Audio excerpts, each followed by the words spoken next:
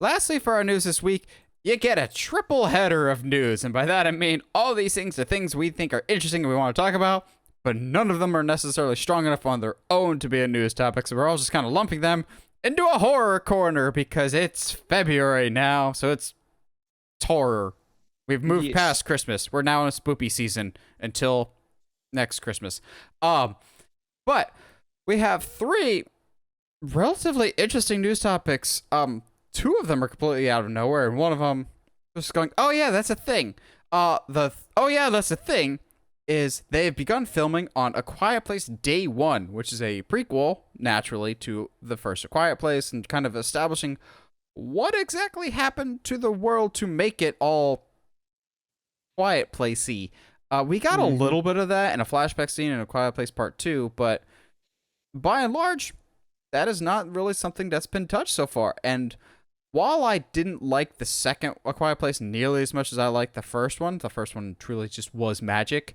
I still think there's a lot of storytelling possibilities you can go with A Quiet Place, and I'm very much excited. And that, on top of the fact that the guy that's directing Day 1 is the guy that most recently directed Nicolas Cage in Pig. Yes, the tone and the vibe of Pig is very much somber and gritty, and I can absolutely see that translating incredibly well to A Quiet Place. On top of that, you have, I believe Joseph Quinn from Stranger Things is in it. Lupita Nyong'o is in it. So, great cast. I'm immediately on board with this. Not the project that I was most excited for today. I'll be honest. Which is not surprising to me, because I've known you as long as I have. I don't know why, but I really like the I Know What You Did Last Summer franchise. And I to be fair, I don't know why. They're not particularly good. But something about when you tell me Kevin Williamson is writing a slasher movie, it's going to be 90s, and I'm going to like it. Because he did Scream, he did H2O, he did The Faculty, he did I Know What You Did Last Summer, also Dawson's Creek, which does not surprise me.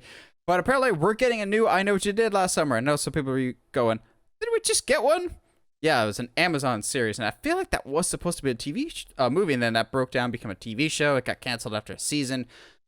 Here's why it makes a big difference this time around. They're bringing back Jennifer Love Hewitt and the world's most beautiful wrestling fan, Freddie Prinze Jr., and that alone makes me super excited. The movie could be garbage, but I don't care because you get Jennifer Love Hewitt and Freddie Prinze Jr. back. I'm just more excited because I'm a huge fan of Freddie Prinze Jr., but to see him slowly but surely coming back into movies just gets me really, really happy and excited. Granted, he could totally be doing this just to add more money to the I'm starting my wrestling federation fund that he's got starting up, but I'd like to think that maybe he just wants to make sure that he doesn't all the bad mouthing that he said about the first movie when the director literally tried to kill him. Maybe he wants a better experience this time around. Jennifer Love Hewitt, she's still been active on the television circuit. Cool to see her back. Naturally, you can't bring anybody else back from those other movies. I wonder why. I'm super down for this. I don't even care. And lastly, this is a very, very close second in terms of anticipation of excitedness for me. But this was I had to double, triple check that this was coming from reliable sources because I did not believe this in the slightest. And that is that the Backrooms, a super popular YouTube like short series, like a whole bunch of people have like created their own versions of it, whatnot. Basically a creepypasta, is getting turned into a movie by A24. Hell yes. Like, okay, if you don't know what the Backrooms is, your favorite YouTuber probably has a reaction video to it. That's how most people kind of discovered it. Like, whether you're watching Markiplier watch it or Jacksepticeye watch it, someone has done a reaction video to it. But it's genuinely creative and interesting and creepy. This analogy is going to sound weird, but it's like the Blair Witch in that you get lost and disoriented very, very quickly, except instead of being outside, it's a never-ending office that looks creepily familiar but foreign at the same time. Yeah. Of the 3 news topics here, what's your most excited for all 3 of these, Josh, and what are your just general thoughts about these horror topics today? So I have not seen the second Quiet Place. It's something on the list I need to watch. Just to say that I watched it. So I have no real bearing on on Quiet Place day one. It's a sure, why not? I think John's still involved with it, so I have no issue with it. Let's go for it.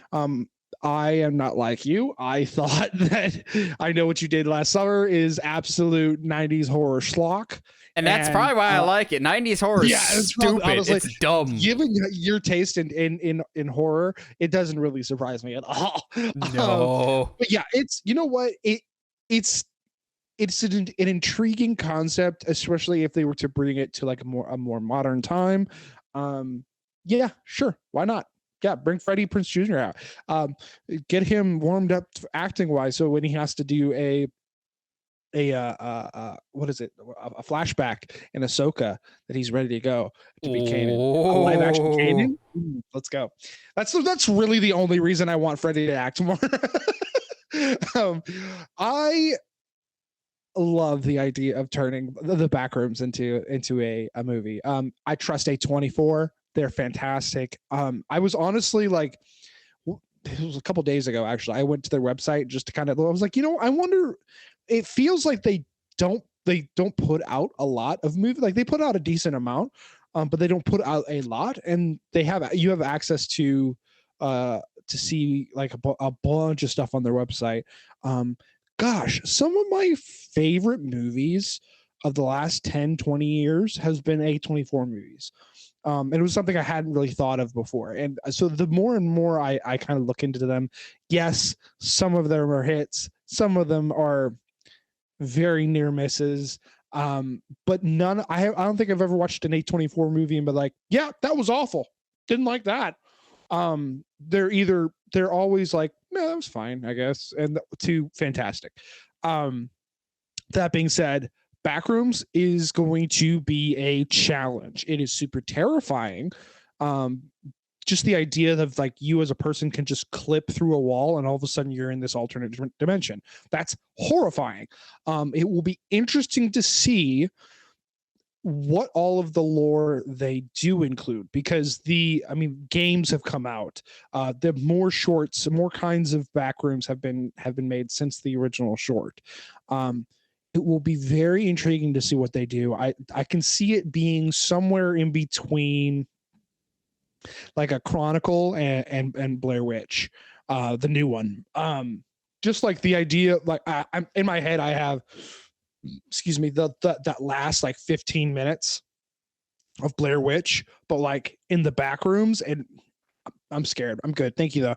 I'll watch it in the safety of my home and not like screaming like a child in the middle of a theater. Maybe change up the creature's design a little bit. Maybe, but like at the same time, that's at least in the context of the short and in the games, that is the thing. The creature's design is what's scary. It's not like that. I know that doesn't belong here. Why is that coming after me? We'll see what happens. Obviously, the thing that I would be concerned about is I think the creature design, because it'd be very, very easy to just turn it into like this discount Slender Man. A discount Slender Man, or maybe they change it completely and it's just like this like multi-dimension cat thing that like stalks them. I can just see it being very easy to turn into something like that, but we'll see what happens, I guess.